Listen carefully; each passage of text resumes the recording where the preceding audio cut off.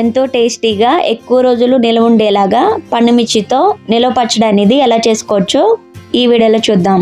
ముందుగా దానికోసం 1/2 kg పండుమిరపకాయల్ని శుభ్రంగా వాటర్లో కడిగి ఒక క్లాత్తో తుడుచుకున్న తర్వాత దాని పైన తొడిమలు తీసుకుని ఫ్యాన్ గాలికి ఆరనివ్వండి.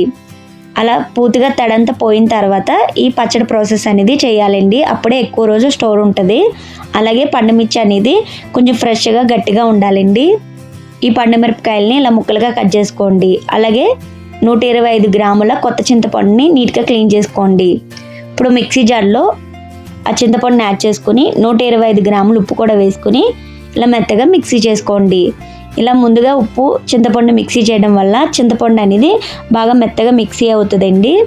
ఆ తర్వాత కట్ చేసి పెట్టుకున్న పండుమిరపకాయలని కూడా యాడ్ చేసుకొని ఇలా పేస్ట్లా చేసుకోండి. ఇప్పుడు దీన్ని ఒక గాజు బౌల్లో కానీ గాజు సీసాలో కానీ 2 రోజుల పాటు ఊరనివ్వండి. 2 రోజుల తర్వాత దీనికి మనం తాలింపు అనేది యాడ్ చేసుకోవాలి. స్టవ్ మీద పాన్ పెట్టి 200 గ్రాముల పల్లి ఆయిల్ని యాడ్ చేసుకోండి.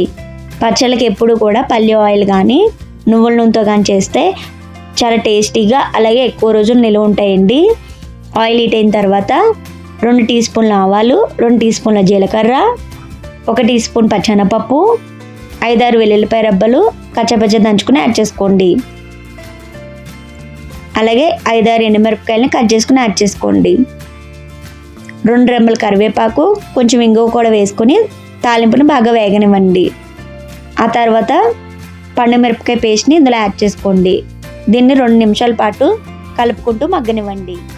అలా 2 నిమిషాల తర్వాత 2 టీ స్పూన్ల ఆవాలు, 2 టీ స్పూన్ల మెంతుల్ని దోరగా వేయించుకుని చల్లారిన తర్వాత మెత్తగా మిక్సీ చేసి ఆ పౌడర్ని ఇందులో యాడ్ చేసుకుని ఇంకో 2 నిమిషాల పాటు కలుపుకుంటూ మగ్గిన తర్వాత స్టవ్ ఆఫ్ చేసేసి పూర్తిగా చల్లారిన తర్వాత దీన్ని ఇప్పుడు మనం ఇలాగా గాజు సీసాలో కానీ జాడీలో కానీ స్టోర్ చేసుకుంటే దాదాపు 5-6 నెలల పాటు మనకి ఫ్రెష్గా టేస్టీగా ఉంటుంది. మీకు ఈ రెసిపీ కనుక నచ్చినట్లయితే తప్పకుండా ట్రై చేయండి.